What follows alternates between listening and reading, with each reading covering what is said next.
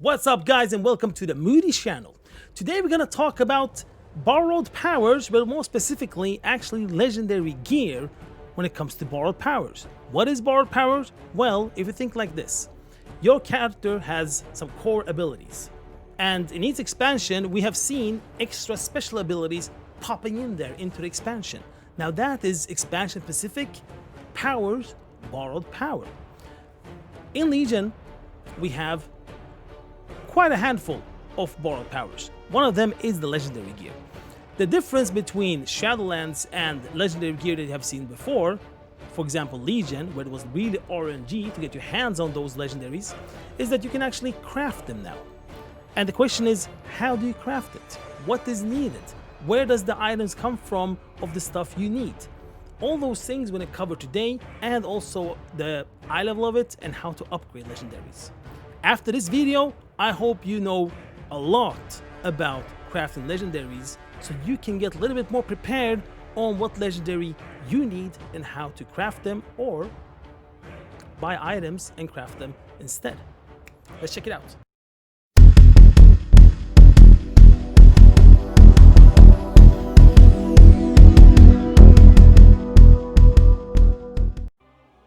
When you reach max level, you'll get a quest to travel to the Maw. To get to the Maw, you just go to the second floor of Orbos and you jump down in the middle, and that will transport you straight into the Maw.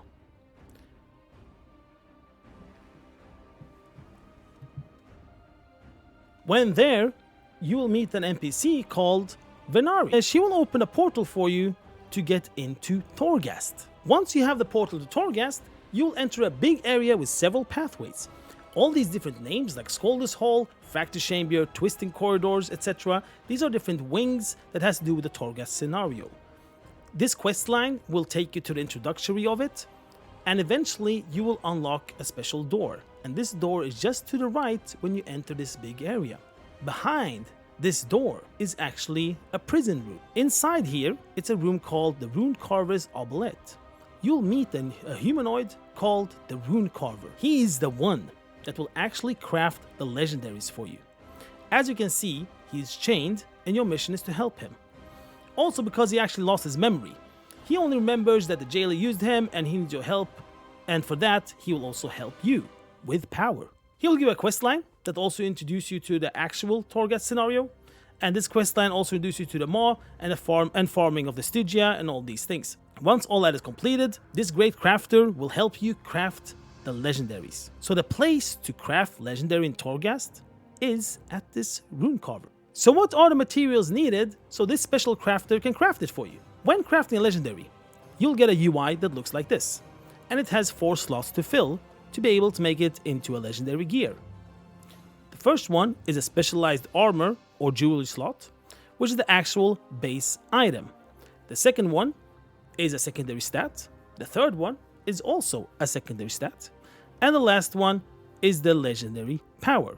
We're going to talk about all of these one by one. We start with the specialized armor and jewelry, aka the base item. Now, base item is an item that is crafted by a profession. When it comes to armor, we have the plate, leather and mail and cloth. And when it comes to the jewelry, we have the rings and necklaces. The blacksmithers are the one that make the plate, the leather workers make the leather and mail, and the tailors make the cloth. When it comes to rings and necklaces, we have the jewel crafters that can make this type of base item. Once you have base item, you just add it to the slot in the UI. What is important to know now is that the legendary power can only fit to certain armor or jewelry slot. For example, a feet and a hand might only go to a certain legendary power. And then we have another legendary power that might only fit into wrist or rings. So you have to see what your legendary power, the one you want, what base item can it fit into. Now let's say that you have your base item of a waist and you add it into your UI. The next part is to add the legendary power.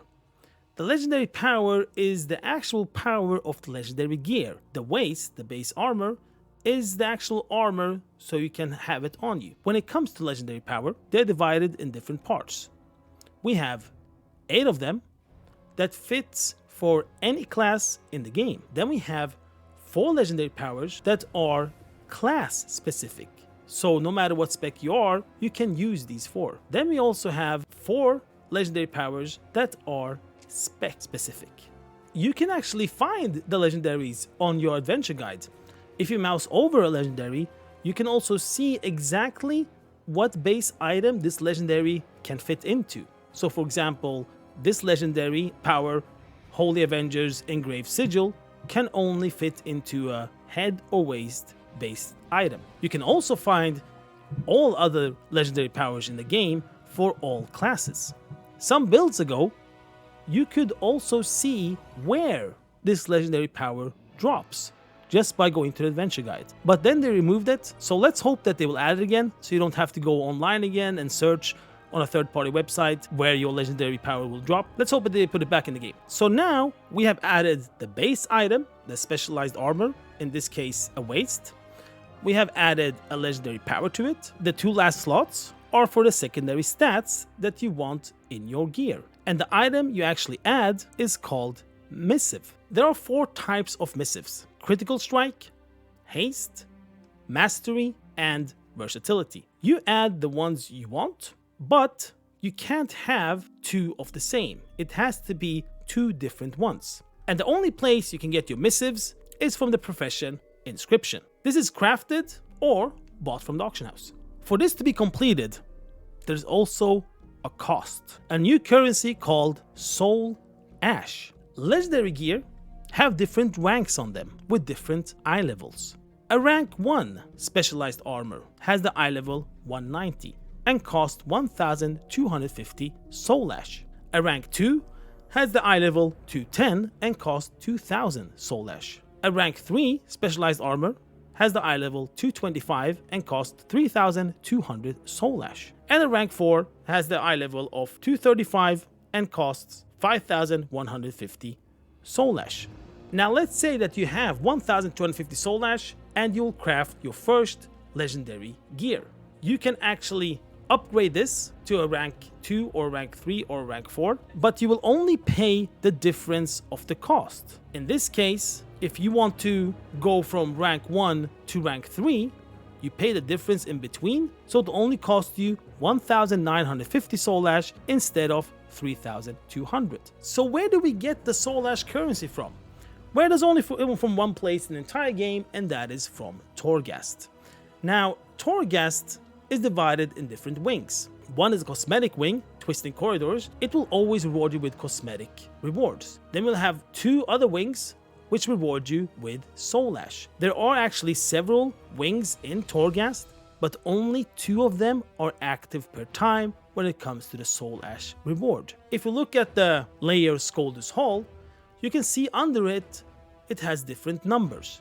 These numbers are actually layers. Each wing has 8 layers. If you enter a layer, you have to complete 6 floors. Once you complete the 6 floors, that's when you get rewarded with Soul Ash. Each wing will also reward you with different amount of Soul Ash. Looking at this table, you can see that the first layer rewards you with 130. The second one will reward you with 100, and so on. Looking at the total, it's 570. Let's have some math. You have 2 wings a week that are active. If you complete all layers on one wing, you get 570. If you complete both wings, all layers, you get 1140. So that's the maximum Soul Ash you can actually get per week. It is only in the beginning of Shadowlands that you will get a little bit more, because there is a quest that rewards you with 200 Soul Ash. That is the only time you get a little bit more than you normally do for the rest of the weeks. Something that's very good to know when it comes to these layers is that completing one layer unlocks the next one. So if you complete the first one, you will unlock the second one. Complete the second one, you unlock the third one, and so on. If I do Scoldus Hall this week and I have unlocked, let's say, 3 layers, next time Scoldus Hall pops up a certain week, then those 3 layers will still be unlocked for me. Now this is very good, because if I do only layer 3, that means I get rewarded for layer 1 and layer 2 and layer 3. I don't have to do all layers. If I do higher layers I get rewarded for all the lower ones as well. Now we're going to talk about how to upgrade a legendary gear and how it actually works. The upgrade is tied to the base armor or jewelry. You will have an eye level on that base armor, and each armor type, in this case a chest, has its own rank on it. When crafting a chest, you get experience for crafting that chest. Now, important to remember now is that when you craft a base armor, you get experience for that specific base armor that you craft. So if I'm crafting a chest, I get experience for crafting a chest, not a waist, not a shoulder, only the chest. After crafting it a certain amount of time, you rank up to the next rank. Each time I craft, I get 5 experience. You can see that the bar gets filled up and you'll eventually reach the next rank, which is rank 2, and then rank 3, and maximum rank 4. Each new rank, or the higher rank I get the higher eye level on it. Now, another important thing to know is that when you get a higher eye level, you only get increased stats on that legendary. You do not get higher legendary power. The power will always be the same. It is the stats that gets increased. Now on the beta testing, if you opened up your profession tab and moused over specialized armor or a base armor, you will see that it is eye level 175. But a data mining showed that rank 1 had an eye level of 190. So I had to try this out, of course. I leveled up several professions to see how this worked. And every time I got to max level, I couldn't learn the specialized armor. I eventually figured out that once you hit character max level and you have unlocked the legendary crafter and that you are max level on a profession, the legendary crafter will actually give you a quest that takes you to your profession trainer so you can learn to make specialized armor. Now once I did that and everything was good, I started learning specialized armor. I crafted a specialized armor to see what is the eye level I'm getting. It turned out that when I crafted a 175, it became a 190. So we will see how this is going to look on live. My guess is that you will actually get a 190 eye level as a rank 1, but time will tell. Now let's go back to when I was crafting my chest piece and increase my experience of it and the ranks. Let's say that I have crafted several base items and leveled up my experience. I started crafting it as 190 eye level. When reaching rank 2, it becomes 210 eye level. When reaching rank 3, it becomes 225 eye level. When reaching rank 4, which is the max rank, it is 235 eye level. So the eye level of the legendary gear is actually based on the eye level of the base item. Also, remember that the legendary power does not become any better. It's only the secondary stats that gets increased. Looking at this table here, we can see exactly how much it will cost to make upgrades. Let's say that you have a base item of rank 1, well then it's gonna cost you 1250 soul ash to make that 190 eye level rank 1. If you have a rank 2, it's gonna cost you 2000 soul ash to get it into excuse me, to 210 eye level. But of course, if I want to upgrade, if I have a rank 1 already and I want to make it to rank 2, then I only pay the difference. So instead of paying 2000, I'll pay 750 soul ash. And there you go, guys.